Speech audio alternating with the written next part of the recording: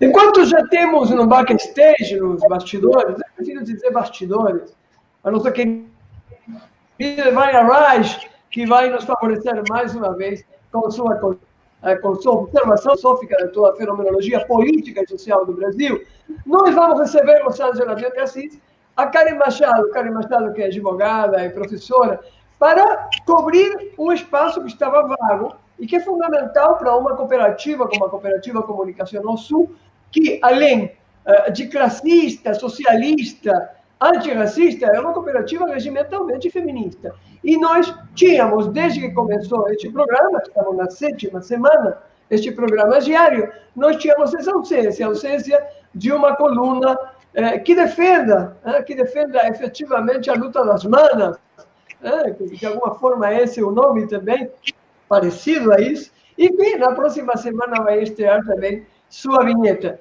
Bom dia, Karen Machado. É um prazer para você, Angela de Assis, presidenta da Cooperativa Comunicacional Sul, e para mim, te receber aqui no JT Amanhã com Dignidade. Bom dia, Karen.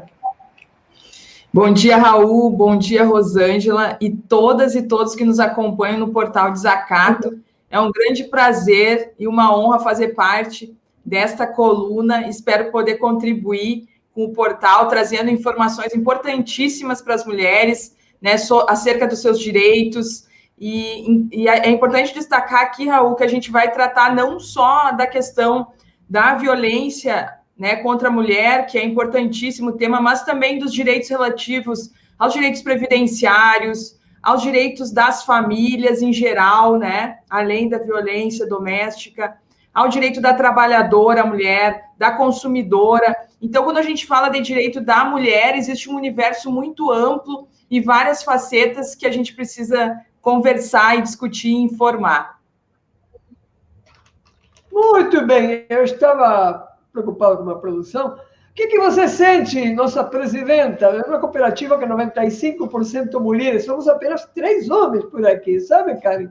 2 TIs e um velho jornalista que está por aqui presente. Você, geralmente, assim, qual é o sentimento de receber a Karen para fazer esta função às terças-feiras? Seja muito bem-vinda, Karen Machado. Raul, eu acho que é isso, né? Nossa meta é sempre ir avançando e sempre preenchendo os espaços que ainda não conseguimos por conta enfim, de tudo que estamos organizando ao mesmo tempo. Mas, Karen, seja muito bem-vinda. A nossa cooperativa é feminista, classista e socialista. E como o Raul estava comentando, a gente sempre brinca que a gente tem que ter uma cota dos homens, porque a grande maioria somos mulheres, somos comunicadoras. Depois de você vem a colunista Evânia Reis. Então, e ainda queremos ampliar essa representação, né? É a nossa obrigação enquanto veículo feminista, né? Então, seja muito bem-vinda, e eu passo a palavra para você, na final, para você fazer a sua coluna inaugural, então, em Desacato hoje. Muito obrigada. Bom, então, hoje eu reservei um tema que é de suma importância para tratarmos, que são os tipos de violência contra a mulher. Bom, os direitos das mulheres, eles historicamente foram preteridos, né? Sabemos, são fatos que as mulheres sempre tiveram em uma situação de hipossuficiência em relação ao gênero masculino, por condição justamente do gênero. Então, quando a gente avança na história das mulheres, a gente avança também nos seus direitos. E hoje eu reservei aqui para falar com vocês sobre a Lei Maria da Penha, que é um ícone, né? É um importante instrumento que o ordenamento jurídico brasileiro dispõe na proteção das mulheres. É claro que muito ainda a gente precisa avançar, né? Afinal, os números apontam essa desigualdade de gênero tanto no mercado de trabalho, quanto também na questão da própria violência mesmo. Mas, além da violência física, então eu quero falar aqui para vocês quais os tipos de violências físicas que a Lei Maria da Penha estabelece. Não é somente a violência física, né, que é aquela que é visível, quando a pessoa fica realmente machucada fisicamente, né, com uma marca no corpo, ou, né, com uma fratura, com algum tipo de lesão. Mas existem outras violências que são tão graves quanto a física, embora às vezes não sejam aparentes aos olhos dos outros, como a violência psicológica, a violência moral, a violência sexual e a violência patrimonial. Então, é muito comum, como advogada, eu tratar de casos em que as mulheres são, nos casamentos, são vítimas de fraude.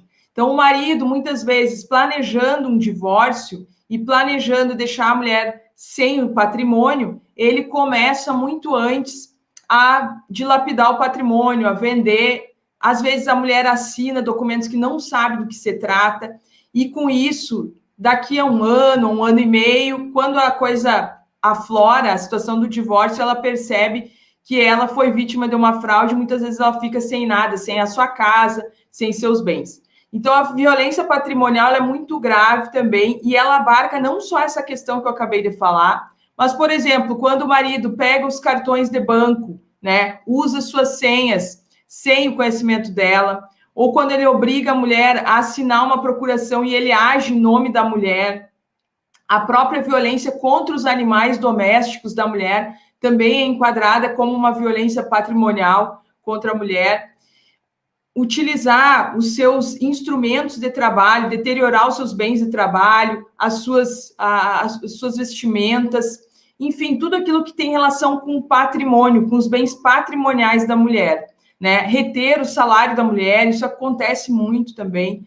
Então, essa é uma forma de violência patrimonial. A minha orientação aqui como advogada é que a pessoa sempre fique atenta, não assine documentos que não saiba do que se trata, né? Que os seus documentos pessoais fiquem na sua posse, né? Os seus cartões de banco, a mesma coisa, né? Para que não haja esse tipo para que a mulher não seja fraude desse tipo de situação. Outra coisa, gente, além dessa violência, a gente tem a violência sexual. O que seria violência sexual?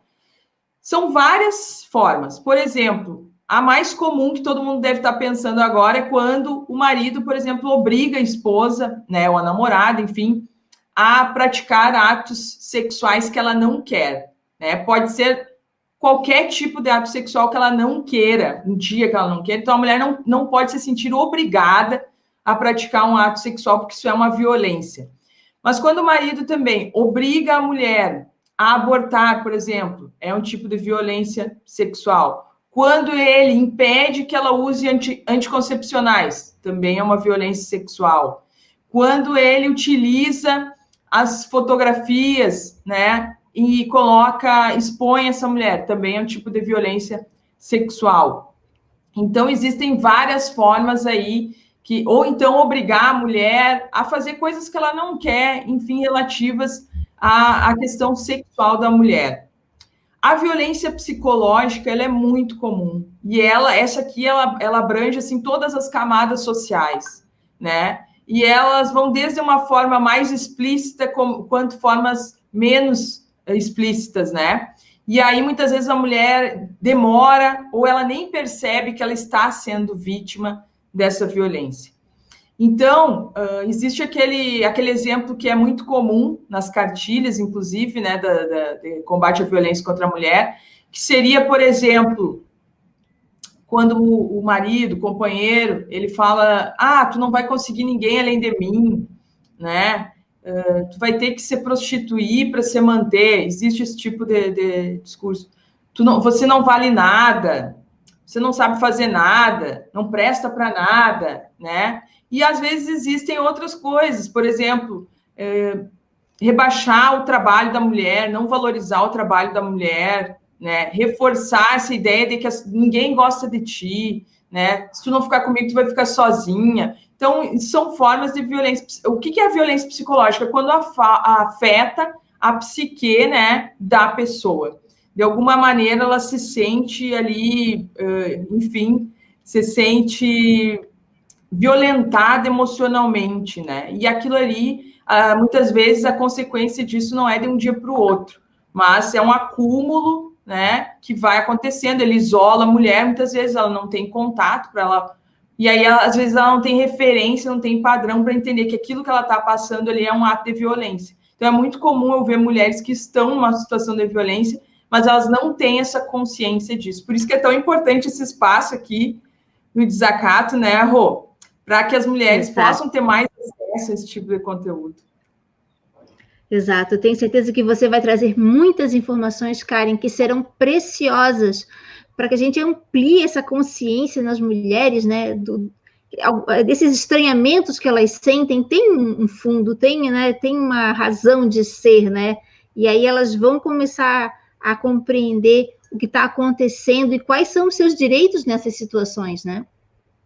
Sim, e isso é mais comum do que a gente pensa, e também, Rô, uma coisa que é importante é que não, isso pode acontecer também nos relacionamentos homoafetivos, né? Acontece, e também não é algo tão difícil, e também em relação às crianças.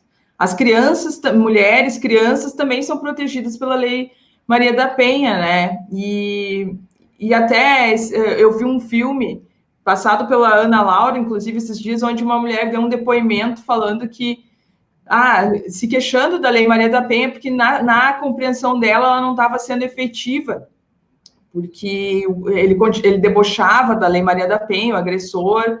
Então, assim, infelizmente, a lei, ela é importante, ela é um instrumento valiosíssimo, eu posso garantir isso, mas muitas vezes ela depende de outros setores também, né, para que ela seja eficaz, depende de uma rede também. A questão do próprio, a polícia, né, no momento do registro, eu vejo ali também muitos problemas, muitas vezes as mulheres vão registrar o boletim de ocorrência, e aí chegam lá e são mandadas embora por uma razão ou outra. Então, e é claro, isso aí é uma questão grande, né? Não é uma questão ali com o servidor que atendeu ali na hora, muitas vezes tem as estagiárias também que fazem parte, mas é uma questão assim que realmente tem que vir de cima para baixo, ao meu ver, tem que vir um direcionamento, um treinamento, que, aliás, a lei prevê isso, que as mulheres que sofram violência sejam atendidas por servidores capacitados e de preferência que sejam mulheres, é um direito da mulher isso. Então, ela precisa ser acolhida, ela não pode chegar num lugar para se recorrer e ser mandada embora, né? Porque muitas vezes ela demora para tomar aquela atitude e quando ela chega lá... Então, essa é uma questão bem problemática. Karen.